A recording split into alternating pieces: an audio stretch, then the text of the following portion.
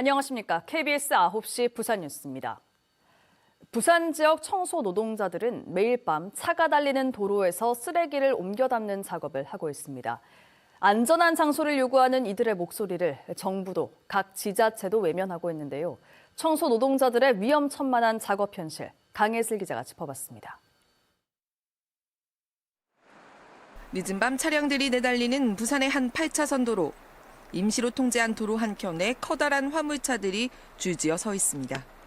잠시 후 폐기물 운반 차량이 속속 들어서더니 쓰레기를 화물차에 옮겨 싣습니다. 매립장으로 가기 전 쓰레기를 큰 화물차에 한데 모으는 이적 작업입니다. 차량들이 속도를 줄이지 않고 위협하고 안전고가를 아슬아슬하게 지나치기도 합니다. 최소한 50에서 70km 정도는 다닙니다. 음주 차량인지 아닌지 모르지만 꼬깔콘을 부딪히고 하시는 분도 있고.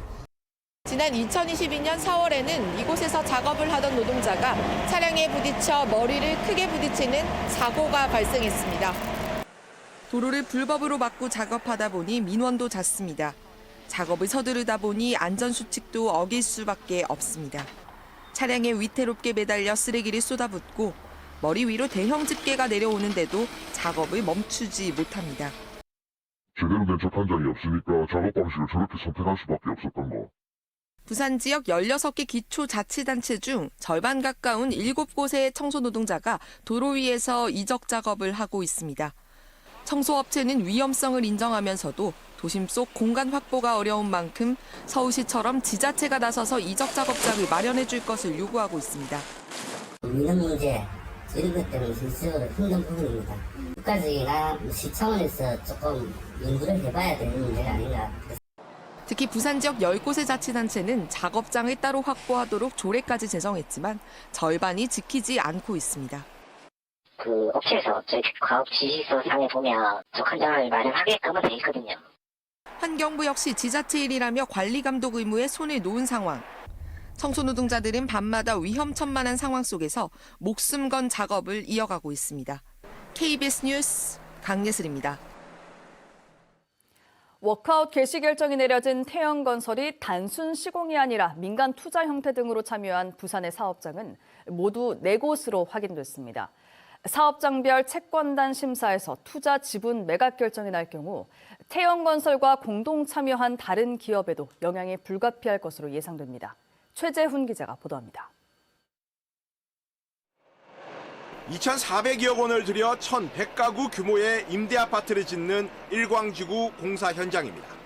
민간 참여 공공주택 사업으로 태영건설은 이 사업의 지분 27%를 갖고 있습니다. 부산도시공사가 땅을 제공하고 동원개발 등 부산건설사 3곳이 태영건설과 함께 참여했습니다.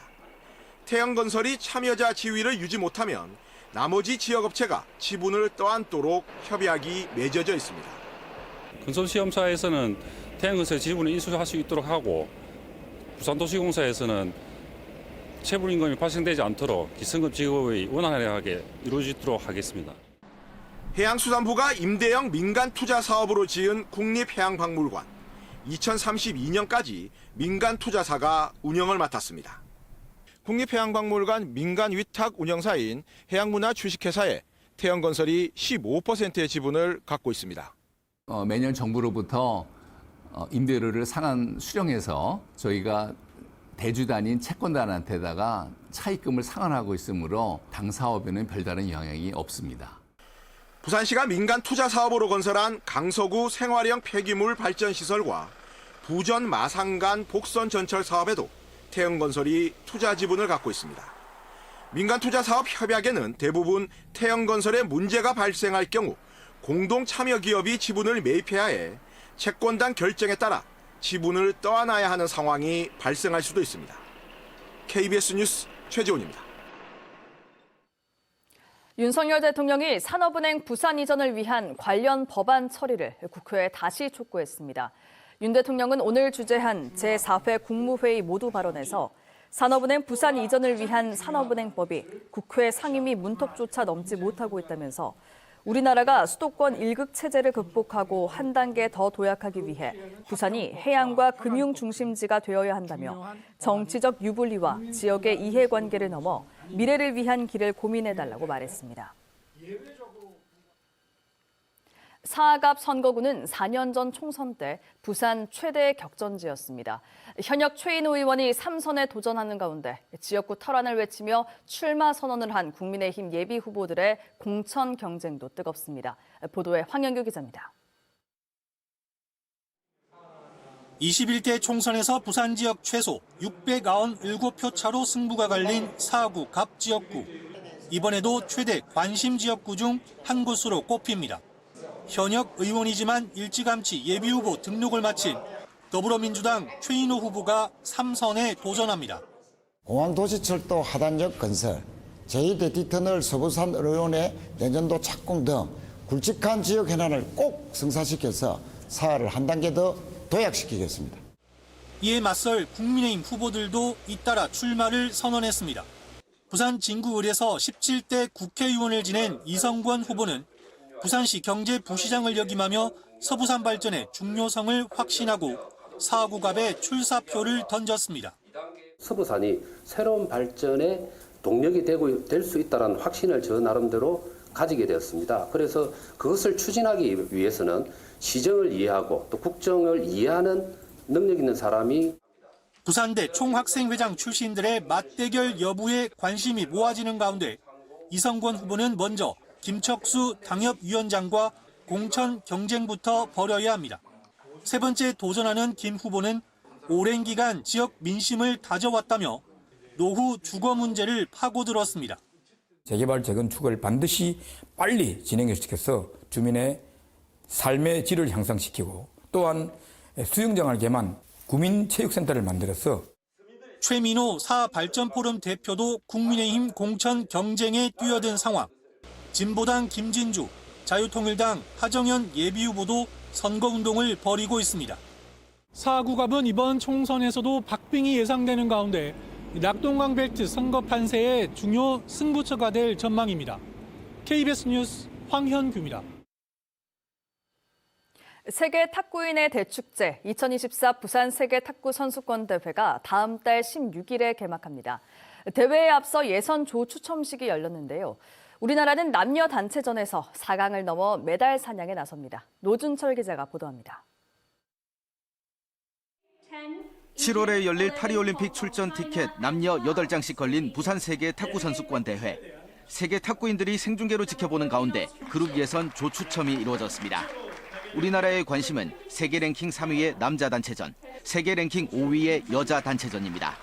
조 추첨 결과 남자 단체는 세계 16위 인도 등과 여자 단체는 세계 9위 푸에르토리코 등과 예선 경기를 갖습니다. 부산 세계 탁구 선수권 대회는 다음 달 16일에 개막해 25일까지 이어집니다. 대회에는 남녀 각 40개국 2,000명의 선수단이 참가합니다. 한국은 남자부 5명, 여자부 5명 등 모두 10명이 출격합니다. 특히 한국 신유빈, 전지희 선수는 지난해 항저우 아시안게임에서 21년 만에 금메달을 목에 걸어 이번 대회에서도 기대를 하게 합니다. We'll make athlete-centered environment for athletes to fully focus on their playing so they can strive for their dreams and create some amazing success stories here in Busan. 세계 탁구 선수권 대회가 한국에서 치러지는 건 이번이 처음입니다. 또 세계 대회가 부산에서 열리는 건 2002년 아시안 게임 이후 22년 만입니다. 단일 종목 국제대회로는 부산 세계 탁구 선수권 대회가 최초로 이 인증을 받았습니다. 더 무거운 책임감으로 이번 대회 성공을 위해 모든 행정적 지원을 아끼지 않을 것입니다. 세계 탁구 선수권 대회를 보기 위해 부산을 찾을 관중은 3만여 명, 전 세계 시청자는 2억 3,100만여 명으로 추산됐습니다. 한 달 뒤 부산이 탁구 열기로 뜨겁게 달아오를 전망입니다. KBS 뉴스 노준철입니다.